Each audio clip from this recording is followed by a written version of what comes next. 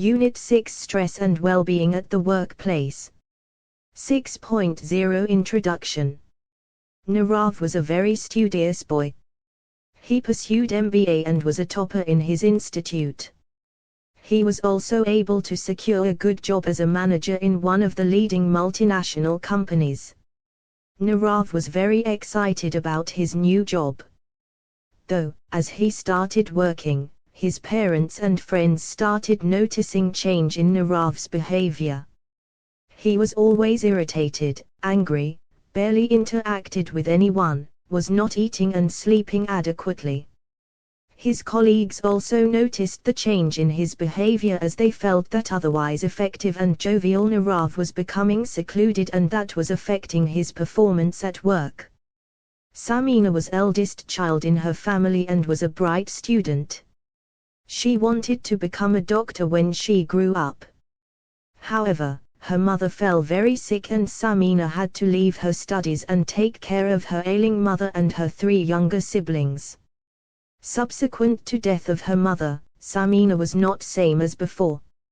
She started falling sick often and doctors could find no physiological reasons for her sickness. She also lost interest in her studies and in fact did not even bother to appear for her examination. Ravi was sure that he will be promoted to senior managers post after this year's performance appraisal. He had worked very hard and felt that he deserved the promotion. However, as the news with regard to promotions in his department was announced, he was shocked to see that he was not promoted. Ravi felt very frustrated after this news as he felt that his work and sincerity were not appreciated by his superiors. He lost interest in his job and his productivity started declining. The frustration experienced by him also affected his family relationship and he started having fights with his spouse. This led to further frustration and anger and Ravi ended up having a psychological breakdown. Above are 3 different examples of individuals who experienced stress in one way or other in their lives. Nirav was stressed due to the job pressure that he experienced, with which he was not able to cope, and that had an impact on his well-being. A very negative and tragic life experience of losing a parent led Samina to experiencing stress that affected her physiological well-being. Stress as a result of frustration experienced by Ravi led him to become psychologically distressed and experiencing a psychological breakdown. The 3 examples also imply that there are various reasons why a person may experience stress and the symptoms of stress as displayed by the individuals also vary. Though, one thing can be stated clearly, that is, if stress is not identified and managed in time or on regular basis it can have detrimental effects on the individual. His/her functioning and productivity will decrease and it can also have a negative impact on the significant people in his/her life like parents, spouse, children, friends and even colleagues. Stress has a negative impact on both psychological and physiological well-being of a person and thus needs to be dealt with adequately using suitable intervention strategies. Though, before discussing the techniques of stress management in the present unit, we will make an attempt to understand the concept of stress and will also focus on the sources, causes and consequences of stress. 6.2 Definition and concept of stress. After reading the above examples you may have developed some idea about what is stress. In the present section of this unit we will discuss about the concept and nature of stress so as to develop a better understanding about this term. The term stress has been derived from string, that is a Latin word and means to draw tight. It has today become a very commonly used term in every context, whether school, workplace, day-to-day life and so on. We often come across people who say that they are stressed or stress, an introduction experiencing stress in their lives. We ourselves experience stress often. The origins of stress can mainly be traced to physical sciences. During the 17th century it was exceedingly used to denote affiliations and hardships experienced by individuals, and during the 18th century it came to be described mainly in terms of pressure, strain or force. The initial conceptualization of stress mainly focused on stress as an external stimulus, though later it was described as a response of an individual to certain disturbances. The study carried out by Cannon can be mentioned in this context, where he mainly studied the fight and flight reaction.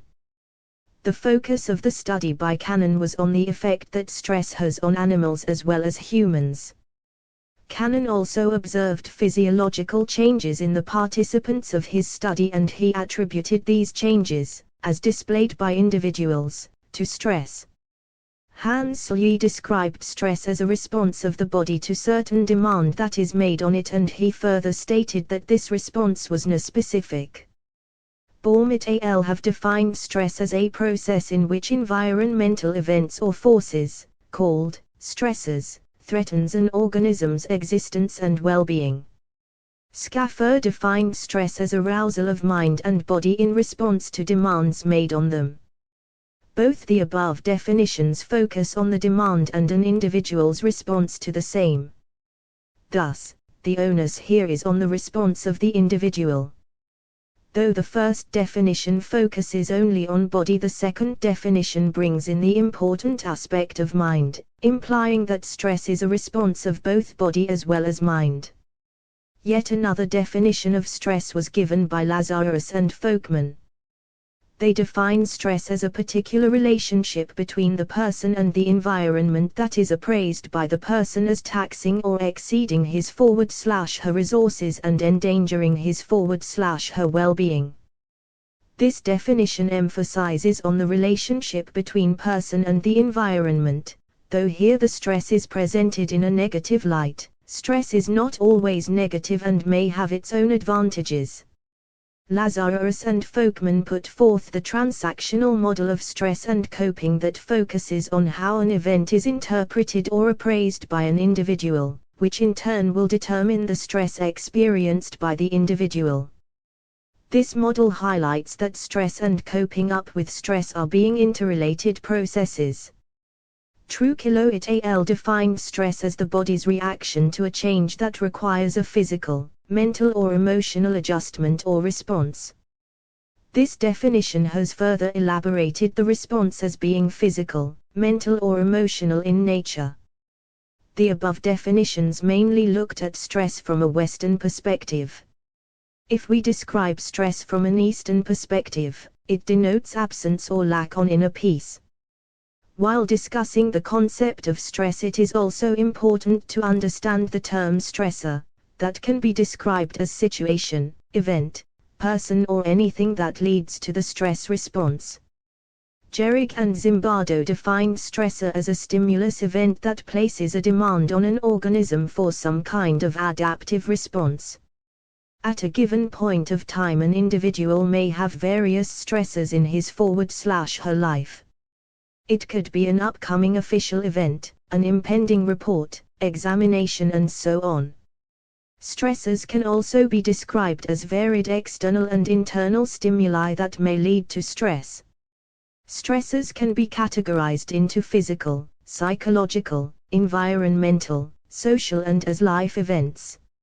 Stressors could range from adjusting to change, financial issues and problems, life events like separation, divorce, illnesses or death of a loved one, managing varied roles and responsibilities, facing frequent challenging situations and even technological changes and development. In 6.3, Causes / Sources of Stress. As we have developed a clear idea about the concept of stress, we will now move on to the sources of stress. Coleman categorized the sources or the causes of stress into three main categories, namely, frustration, conflict of motives and pressure. Frustration can be described as occurring when a goal-oriented behavior of an individual is thwarted. As stated by Mangle, 1984, pg 46, a wide range of environmental obstacles, both physical and social, and the internal factors in the form of personal limitations, biological conditions and psychological barriers may lead to frustration of our needs, motives and efforts. For example, Ravi expected his promotion, however, when he did not receive the same, he experienced frustration. Conflict of motives. The next source is conflict of motives that can cause stress as an individual has to choose between alternatives, and decision-making in this regard can lead to stress. Pressure. Pressure is yet another source of stress that can be external or internal. External pressures are a result of demands from the environment, responsibilities and obligations that are mainly social in nature, as well as demands and expectations of the significant persons in our lives. Other sources of stress can be pointed out as follows: interpersonal relationships. Stress can also result due to ineffective interpersonal relationships or interpersonal conflicts, family-related issues, lack of work-life balance, work pressures and work overload, and even environmental pressures that could be due to noise pollution, crowding and so on. Life events. Stress can be caused due to varied life events. These could be death of a loved one, divorce or separation, losing one's job, marriage and so on. These could be termed as significant life events in one's life that may put pressure on the adjustment and coping resources of the person as they expose the individual to certain new and unique challenges. Thus, life events can lead to stress, which in turn can have detrimental effects on the day-to-day functioning as well as physical and psychological health of the individual. Daily hassles. Similar to life events, daily hassles can also create stress. Daily hassles like lack of time, work overload, daily roles, responsibilities and duties and so on can lead to stress. Status insecurity. Individuals, for example type A personality, may display status insecurity, which is likely to stem from low self-esteem. Such individuals will constantly compare themselves with others and will find themselves to be inferior in their own eyes. They are also constantly striving to enhance their self-esteem. These individuals often have a very high expectation from themselves and are also highly critical about self. This will often drive them to achieve and accomplish as much as possible. Drive towards self-destruction. The lifestyle led by certain individuals, for example type A personalities, can take a toll on them, and they often seek escapism, and thus in a way they may drive themselves on the path of self-destruction. Individuals with type A are not only more prone to stress, as was mentioned earlier, but they may display lower satisfaction with regard to job, health, home and life. They may also experience lack of energy and may experience more affective tension and symptoms of distress. Hostility. Schaffer described hostility as cynicism towards others' motives and values, easily and frequently aroused anger, and a tendency to express that anger towards others. Hostility in this context does not relate to anger that leads to violent behavior. But this is the irritability and anger experienced by individuals who otherwise seem perfectly normal. Such a hostility may be experienced in simple events in life, like someone spills tea on the office table, a family member does not fold clothes and they are left in the sitting chair and so on, for which individuals who are not hostile may barely react. The long-term effect of such hostility is negative, as it not only affects one's health but can also affect one's social relationships. Links have been found between hostility and stress. Thus, hostility can also be termed as a factor that can make individuals more prone to stress. Perfectionism. Yet another factor that can lead to stress proneness is perfectionism.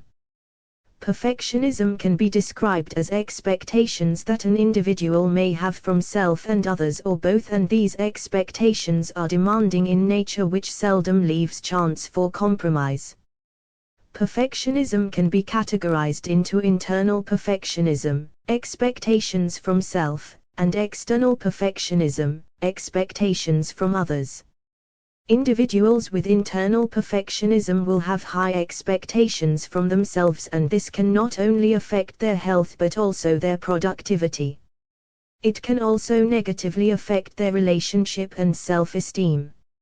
Individuals who have external perfectionism will often find fault with others and are never satisfied with how others work, and this can lead them to experiencing frustration as well as hostility. Procrastination. We discussed earlier that perfectionism may lead to procrastination, but procrastination in itself is also a factor that could lead to stress proneness. Procrastination can simply be described as not doing things /activities on time and keeping them for later. This can be because the things or those activities are viewed as not appealing /pleasant or difficult.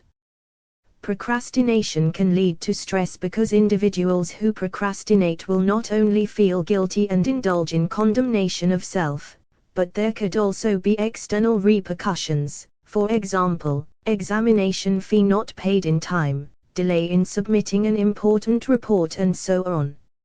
Learned helplessness /learned pessimism. The term learned helpless was put forth by Seligman, and it can be described as tendency to become helpless when frequently faced with events that cannot be controlled. Schaffer defines learned pessimism as the tendency to interpret bad events as personally caused, part of a permanent pattern, and pervasive into all parts of one's life, and the tendency to interpret positive events as caused by luck or external forces, temporary, and limited to this one aspect. 6.4 Consequences of stress.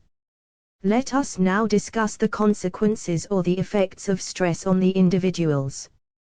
We will discuss the consequences of stress on an individual's health, performance, productivity and interpersonal relationships. 6.4.1 Effect of stress on health.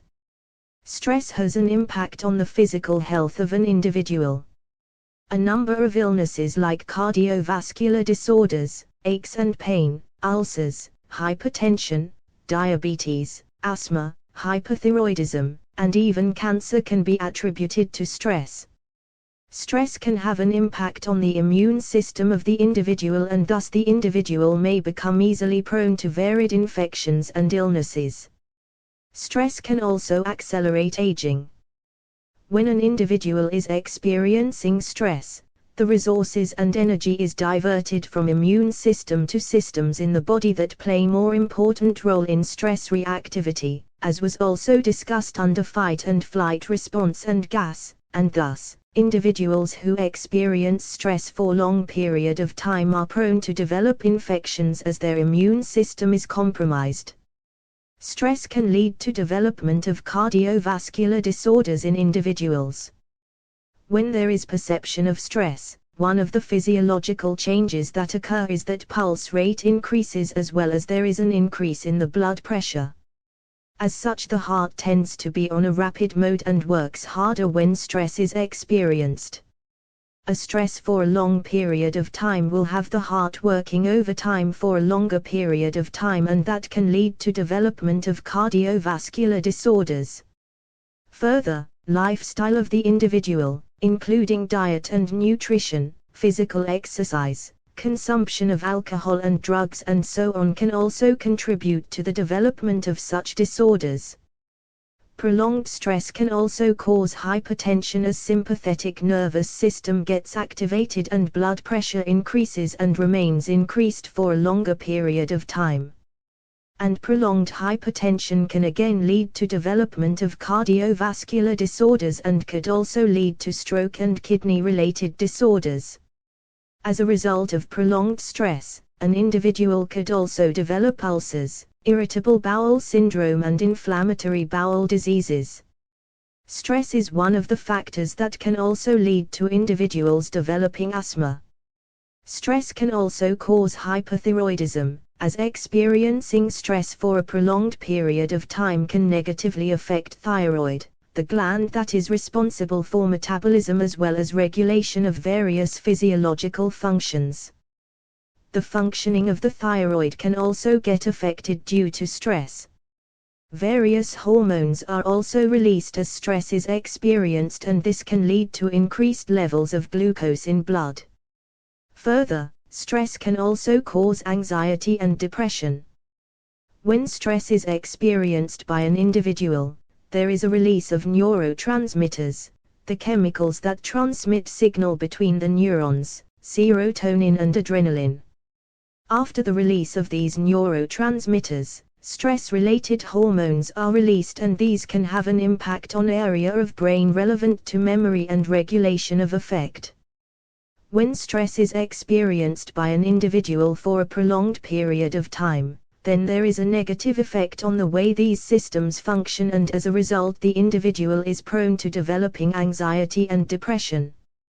Further, depression can also be linked to extended activation of immune system, that is a result of stress experienced by an individual over a period of time. Extreme stress can also lead to development of post-traumatic stress disorder, PTSD. Stress can also lead to indulgence of the individual in unhealthy coping behavior, which can also involve substance use, alcohol, drug and so on. This in turn can not only lead to addiction but can have detrimental effect on health. Besides, a person under stress may also engage in unhealthy lifestyle, like they may not exercise, maintain healthy diet and may even indulge in unhealthy eating behaviors. Thus, it can be said that stress can have a negative effect on one's physical health as well as mental health. Further, it can also impact one's lifestyle and behavior, which in turn have adverse effects on one's overall health. 6.4.2 Effect of stress on performance and productivity. When we talk about performance and productivity, it could be overall performance and productivity of the individual, and it could also be performance and productivity in the context of work. Before we go on to discuss performance and productivity in the context of work, let us discuss about how stress can impact cognitive functioning, that is a key to performance and productivity. Stress can have a negative impact on cognitive functioning or performance of the individual, which can be for a short term or for long period of time. In fact, stress experienced over a long period of time may even lead to decline in cognitive functioning and is also linked to occurrence of dementia. Prolonged stress can affect memory, attention and concentration of the individual. Individuals experiencing stress may also display ineffective decision-making. Stress can also lead to worrying constantly, forgetting, lack of organization, lack of judgment, and all these in turn can have an impact on the overall performance and productivity of the individual. Stress has a negative effect on the executive functioning of an individual that includes tasks like making plans, reasoning, management of one's life, problem solving and so on. And this can be attributed to the overload that is created by stress, where the resources of the individual are diverted towards coping with stress. Thus, an individual under stress may not be able to remember well, indulge in effective problem solving, and may not be able to pay his /her complete attention. When an individual is experiencing stress, his /her cognitive performance as well as ability to make decisions can get negatively affected. Under stress, individuals may also not be able to indulge in analyzing complex situations or carry out manipulation of information. Stress that is experienced in day-to-day life can also result in negative mood that is experienced by the individual, which in turn may lead to the individual experiencing fatigue, which can further affect his /her ability to pay attention. While discussing about relationship between stress and performance, the hypothesis related to the inverted U needs to be discussed. Inverted U is also called as Yerkes-Dodson law, that denotes relationship between arousal and performance.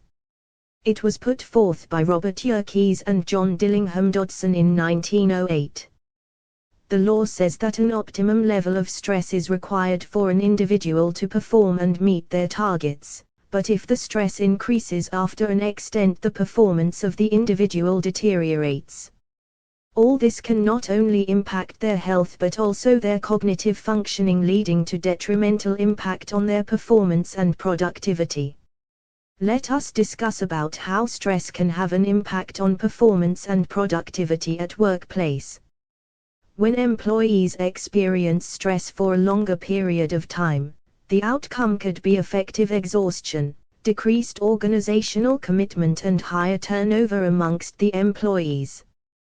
Decreased performance, job dissatisfaction and even absenteeism can be related with stress. Most often individuals under stress take more time to complete a task than an individual not experiencing stress. Individuals experiencing stress may also display poor time management. Inability to manage time and complete work as per deadlines can further cause stress. Such individuals may also display lack of punctuality, which can cost the organization man-hours. Individuals experiencing stress may also remain absent from jobs for extended period of time, absenteeism. This could mainly be because of the negative impact that the stress can have on their physical and mental health. Individuals under stress may also not be able to focus on their work activities, and this again can affect the productivity and even cause accidents. Communication can also get hampered when individuals are under stress, and the likelihood of individuals being prone to groupthink is also high. As a result of groupthink, the members of a group may reach a consensus decision which may not be correct or rational. Thus, stress can have a negative effect on interactions and relationships at workplace, which in turn can affect teamwork. Employees may also experience technostress, stress that is experienced due to lack of ability to cope with advances in technology. In this context, we also need to discuss about yet another term, that is burnout. BAPCH defined burnout as the end of stress experienced but not properly coped with, resulting in symptoms of exhaustion, irritation, ineffectiveness, discounting of self and others, and problems of health, hypertension, ulcers and heart problem.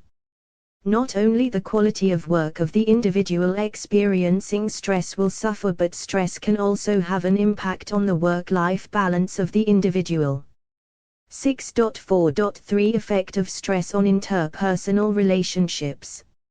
Individuals are not islands but are interdependent on each other. They cannot function in isolation and rely on each other to carry out various activities as well as for support. Thus, one of the important dimensions of an individual's life is his/her relationship with others. Stress can also have an impact on the individual's relationships and can have an impact on his/her relationship with others. Inadequate coping strategies employed by the individuals may also lead to behaviors that may negatively affect the individual's relationship with others. For instance, as a result of stress, the person may indulge in substance use, consumption of alcohol and drug use, and such behaviors over a period of time can negatively affect his/her relationship with others. Stress may also lead to interpersonal conflicts that again may result in negative effects on relationships. Individuals who are under stress may say certain things or make certain mistakes that they would otherwise refrain from doing. Even decision-making and problem-solving abilities of the person get affected, and certain decisions he/she takes or problem-solving strategies that he/she may employ can affect his/her relationship with others and develop interpersonal conflicts. Jobs and work-related activities have become more and more complex, and the stress experienced at work is also high, and this can have a spillover in the personal life of the individual. Often, individuals bottle up their stress and do not deal with it or express it. 6.5 Stress management techniques. You might know by now that Stress can have several negative effects on individuals, but stress is a condition which all of us face inevitably. So in order to prevent ourselves from the negative effects of stress, let us now discuss about few of the techniques which can help in managing stress and enhancing our well-being. 6.5.1 Relaxation Techniques. As discussed earlier that, there are a number of physiological changes that take place in the individual who is experiencing stress. These could range from rapid breathing to increased heartbeat and pulse rate, tightening of muscles and so on. In such a situation, relaxation technique can be effectively used, especially to reduce the muscle tension experienced by the individual undergoing stress. Relaxation techniques help not only in relieving stress, but they also help in dealing with anxiety, help sleep better, help in regulation of blood pressure, reduce headaches and migraine and so on. One such relaxation technique is Jacobson's progressive muscle relaxation.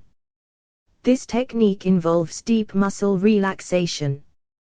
The main assumption of this technique is that relaxation and tension cannot occur at the same time, mainly because both are as a result of two different autonomic nervous systems, that is, sympathetic and parasympathetic nervous systems. And these systems cannot be active at the same time as they reciprocally inhibit each other. The technique mainly involves contracting various body muscles and then relaxing them. The exercise can be carried out for approximately 15 to 20 minutes and could be practiced twice a day. The following needs to be kept in mind before practicing this technique. 1. It is to be practiced in a place that one finds comfortable. 2. Preferably it needs to be carried out at a time when there are least distractions. 3. It needs to be carried out with belief in oneself and should not be hurriedly carried out. 4. Any drugs or medications should not be used for relaxation, and those on medication may practice after seeking medical advice. 5. Caution must be maintained by persons suffering from problems like backaches, fractures and other injuries. The technique mainly starts with breathing in, holding the breath and letting go. It is important to be calm as well as comfortable while practicing this technique. Eyes can be closed during the technique. Breathing exercise could be repeated a few times, and that can be followed by tensing and relaxing of different muscles. This technique involves contracting and relaxing 16 muscle groups alternatively. These muscles include arms, hands, shoulders, neck, forehead, eyes, scalp, jaws, mouth, chest, trunk, stomach, lower back, buttocks, thigh, foot, calf. The contracting and relaxing of muscle is to be carried out as follows. Bend the arms up to the elbow, hold for few seconds and relax. Hands can be clenched in a fist, hold for some time and open. Shoulders can be pulled in upward direction, held in this position for a while and then released.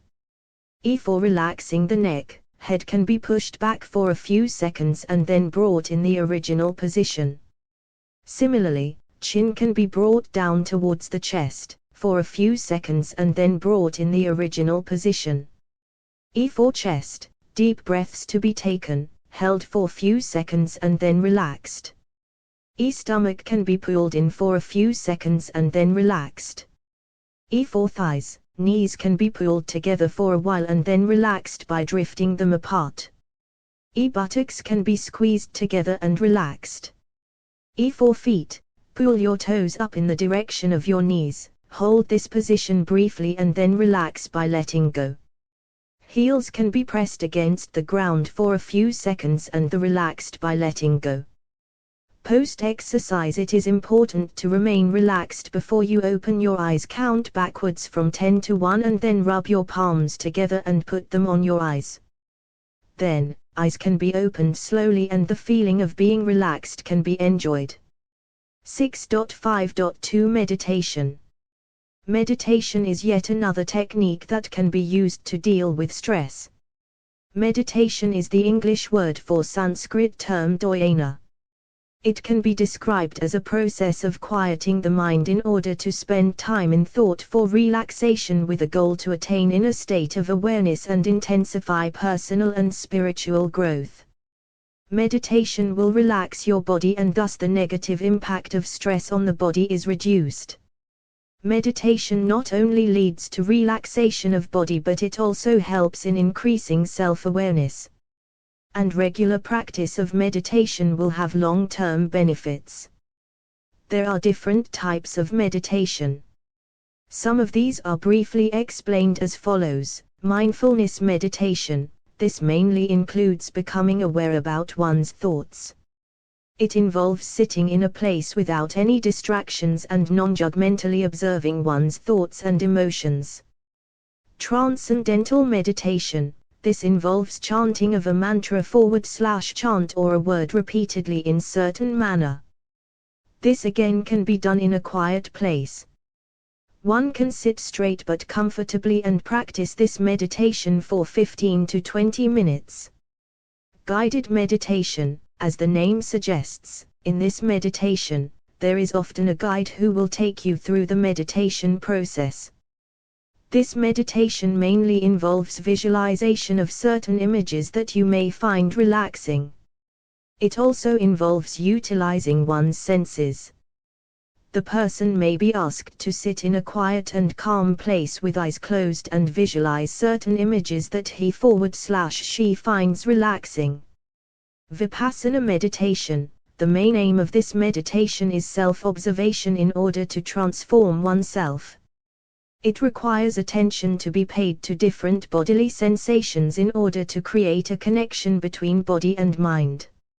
Loving kindness meditation, metta meditation. This meditation includes directing love and kindness towards others.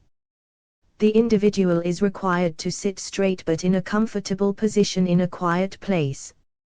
He/she is then required to take a few deep breaths and repeat to oneself words that express kindness to self, then to family, friends and other significant people in his/her life and then to everyone. The benefits of meditation include not only reduction of stress but it can also help in managing anxiety, promoting effective health, enhancing self-awareness, increasing the span of attention and so on. Initially it can be practiced once in a day for a few minutes and later on the duration can be increased and it can also be practiced twice a day. 6.5.3 Yoga. You all must be aware that we celebrate International Day of Yoga on the 21st of June every year. Such is the effectiveness of yoga that it is now promoted at international level in order to create awareness and promote practice of yoga amongst the individuals so as to help them enhance their health and well-being. Yoga as a practice originated in India and the term yoga is derived from Sanskrit meaning to unite, indicating a union of consciousness and body. https://www.un.org/events/yoga day/. The main goal of yoga is self-realization. Yoga finds its mention in Bhagavad Gita, where a whole chapter is devoted to it. 3 main types of yoga have been mentioned in this regard. Karma yoga, that is yoga related to one's actions. Bhakti yoga, yoga related to devotion. Jnana yoga, that is yoga related to knowledge. There is also a 4th type that was put forth by Patanjali. He introduced Ashtanga yoga, that is, power yoga. This yoga involves a movement or a flow from posture to posture. 6.5.4 Time management. Effective and systematic management of time could be a key to stress management. Time is a precious resource and time management basically involves making the best use of the time that one has. It also includes planning, controlling the waste of time, implementation of various techniques to manage time as well as carrying out evaluation that can help one improve. Seward explains time management as prioritization, scheduling and execution of responsibilities to personal satisfaction. Main aspects that have been reflected in this definition are prioritization, scheduling and execution. Prioritization. Prioritization involves listing tasks and responsibilities according to their priority or how important and urgent they are to be carried out. Here the difference needs to be made between what is urgent and what is important. Scheduling. It involves grouping smaller tasks together, for example going to meet a friend and shopping, as well as breaking complicated tasks into smaller tasks, for example studying the whole course, chapter-wise. Execution. This has to do with actually carrying out the task, as mere planning and scheduling is not enough. Thus, one needs to be motivated enough to carry out the task. One way to motivate oneself is by self-rewarding oneself for every completed task. These rewards could be tangible or intangible or big or small. Though, it is a good idea to motivate oneself intrinsically to carry out the task. 6.5.5 Cognitive restructuring. Cognitive restructuring can be described as a process of replacing stress-provoking negative thoughts and beliefs with more constructive and realistic ones which reduce cognitive appraisal of the threat. Thus, cognitive restructuring mainly involves changing the thinking process and making it more rational and positive. For instance, if a student gets very low marks in an examination, instead of thinking oneself as a failure, he/she can take a learning lesson and decide to try harder next time. 6.5.6 Mindfulness. Mindfulness denotes awareness about one's thinking, the way one feels, physical sensations and one's surrounding in the present moment, and thus contributes towards enhancing well-being. It mainly involves becoming non-judgmental in one's awareness about one's thoughts and feelings. It mainly involves paying attention to things that generally we do not notice as we are too occupied with our lives, thinking about future and past, and are seldom focusing on present. Mindfulness is often termed as a contrast to automatic pilot mode, or a default mode, where we do things without much thought or attention. Often, we are doing certain activities like driving, household chores or even eating, which we may do by not paying our complete attention to the task, and most often our attention and thought process may be somewhere else rather than on these activities. Thus, we are in autopilot mode. Whereas, mindfulness involves becoming aware and focusing our attention on these activities. The main characteristics of mindfulness according to Kabat-Zinn are being non-judgmental, cultivating patience, being open-minded, having trust, non-striving, acceptance and letting go. In fact, Kabat-Zinn was also responsible for starting a program on mindfulness-based stress reduction in 1997 at University of Massachusetts Medical School. It is also important that when mindfulness is practiced, one involves in observing one's experiences, including thoughts, feelings and physiological sensations. Though when one is focusing at varied experiences, it is to be done one at a time. Besides observation, it also involves description of what is being observed, but this is to be done non-judgmentally. Practicing mindfulness can have a positive impact on an individual's body and mind. It not only helps in dealing with certain illnesses by strengthening one's immune system, but it also helps deal with stress and promote positive mental health. Even memory, attention, problem solving and decision making can improve with the help of mindfulness. It can also enhance one's self-esteem and can play a role in building and maintaining positive relationships. 6.6 Let us sum up. It can be summed up from the present unit that stress can be defined as a process in which environmental events or forces, called stressors, threatens an organism's existence and well-being. After defining the concept of stress, various causes of stress were also discussed in this unit. The consequences of stress were discussed later. The unit also discussed about the different techniques with the help of which one can manage stress. The unit ends with the discussion on relevance of time management. Effective and systematic management of time could be a key to stress management.